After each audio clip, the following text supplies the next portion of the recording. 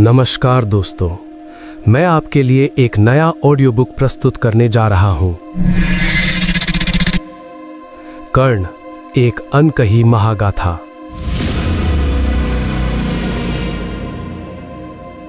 वैसे तो हम सब ने महाभारत की गाथा सुनी है, परंतु एक महायोद्धा थे तो सूर्यपुत्र, पर कहलाया गया सूत पुत्र। राजपूत का संतान होते हुए भी उसने अपना सारा जीवन दुख दर्द में बिताया।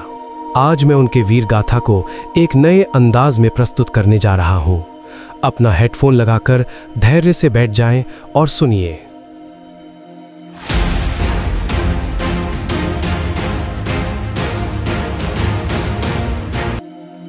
अध्याय 1, सूर्य का अर्धांश। कहानियां अक्सर विजेताओं के नजरिए से लिखी जाती हैं, परंतु कुछ कहानियां ऐसी होती हैं जो हारे हुए के मन में लिखी जाती हैं, उसकी आत्मा में उकेरी जाती हैं।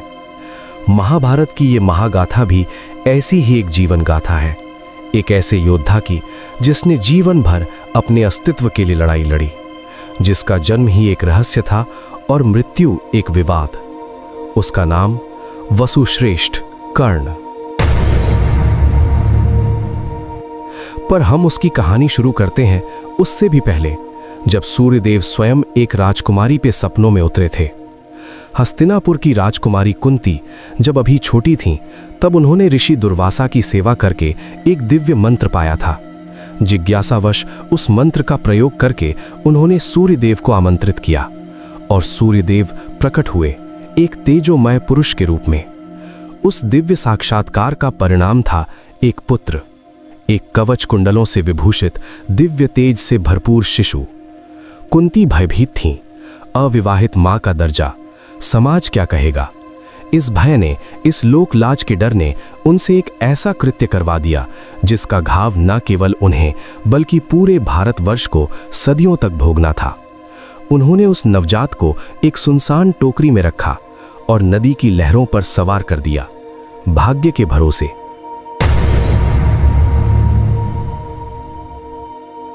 वो टोकरी बहती हुई पहुंची चंपा नगरी, और वहां एक रथ सारथी आधिरथ और उनकी पत्नी राधा को नदी किनारे एक रोनी की आवाज सुनाई दी।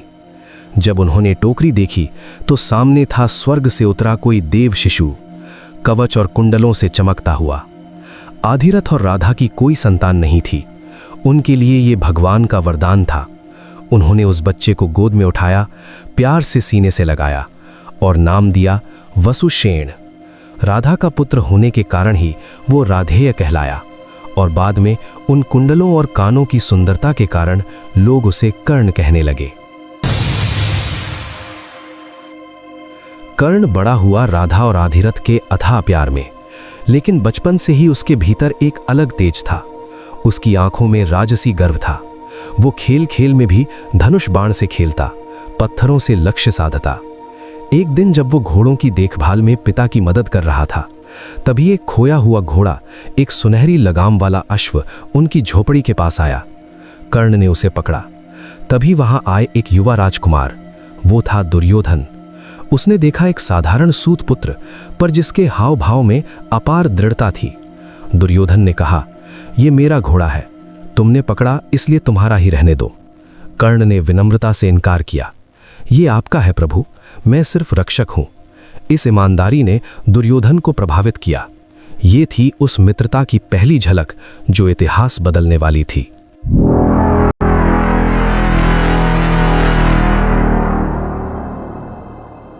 पर कर्ण के मन में एक तृष्णा थी, शस्त्र विद्या सीखने की।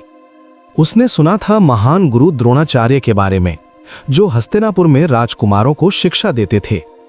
उम्मीद लेकर वो हस्तिनापुर पहुंचा। गुरु द्रोण के सामने हाथ जोड़कर खड़ा हुआ। गुरुदेव, मैं आपसे विद्या सीखना चाहता हूं। द्रोण ने पूछा, तुम कौन हो वत्स, किस कुल के हो? कर्ण ने सीना तानकर कहा, मैं आधिरथ और राधा का पुत्र हूं। एक पल की चुप्पी, फिर द्रोणाचार्य का उत्तर आया, दुख भरा पर दृढ़। क्षमा करना वत्स, मैं केवल क्षत्रियों और ब्राह्मणों को ही शिक्षा देता हूं, एक सूत पुत्र को नहीं।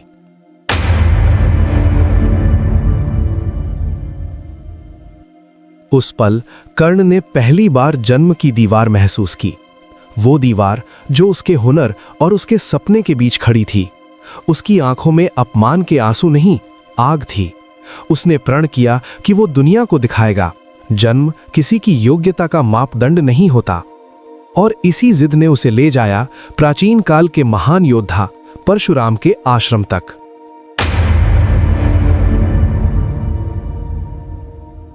परशुराम जो केवल ब्राह्मणों को ही शिक्षा दिया करते थे, कर्ण ने एक छल किया। उसने ब्राह्मण का वेश धारण किया और परशुराम को प्रणाम करके शिष्य बन गया। कितनी विडंबना है, जन्म के आधार पर शिक्षा पाने से वंचित कर्ण जन्म का छल करके ही विद्या पा सका। वो परशुराम का सबसे मेधावी शिष्य बना। उसे एक एक अस्त्र की विद्या, हर मंत्र का ज्ञान मिला। परशुराम उस पर मुग्ध थे। एक दिन जब गुरु कर्ण की गोद में सिर रखकर सो रहे थे, तभी एक विषैला कीड़ा आया और कर्ण की जांघ पर काटने लगा।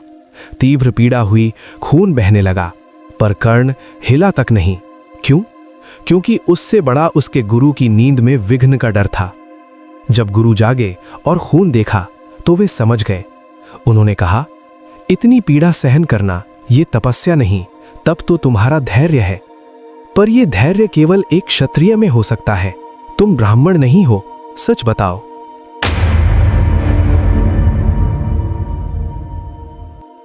कर्ण ने सब कुछ स्वीकार कर लिया।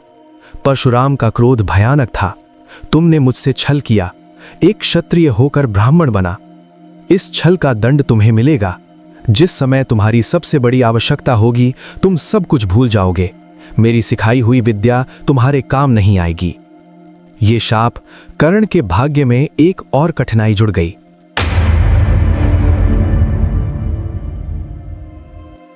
निराश और हताश कर्ण लौटा, लेकिन उसने हार नहीं मानी। उसने स्वयं साधना जारी रखी। एक दिन जब वो अभ्यास कर रहा था, तो उसके एक बाण से अनजाने में एक गाय मारी गई।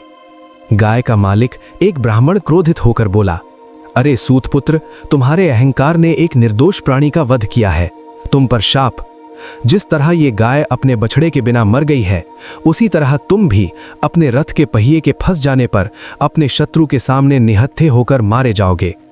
एक और शाप। कर्ण ने माफी मांगी, पर ब्राह्मण का क्रोध शांत ना हुआ।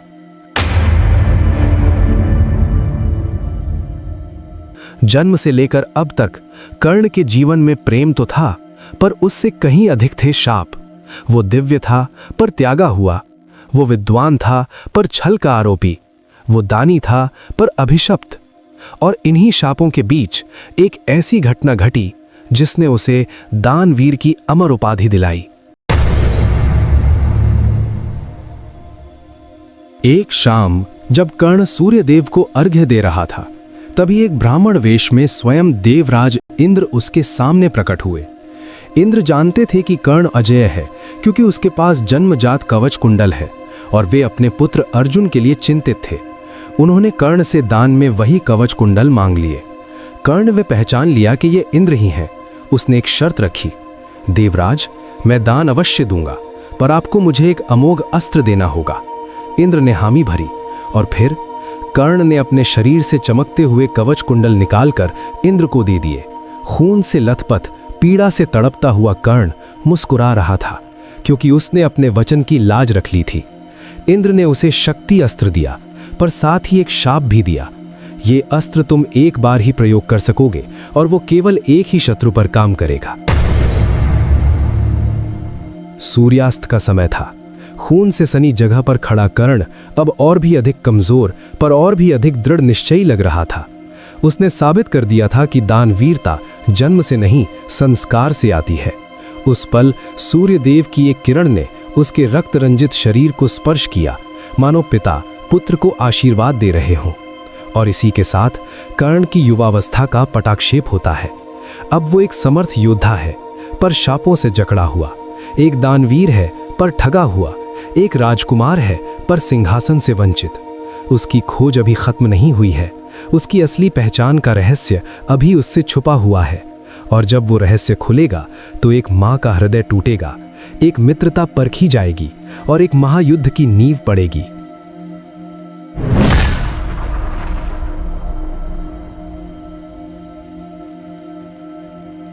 ये था अध्याय 1, सूर्य का अर्धांश।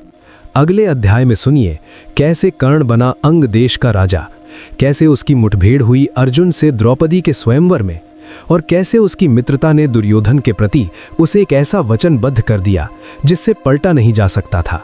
सुनिए स्वाभिमान का मुकुट।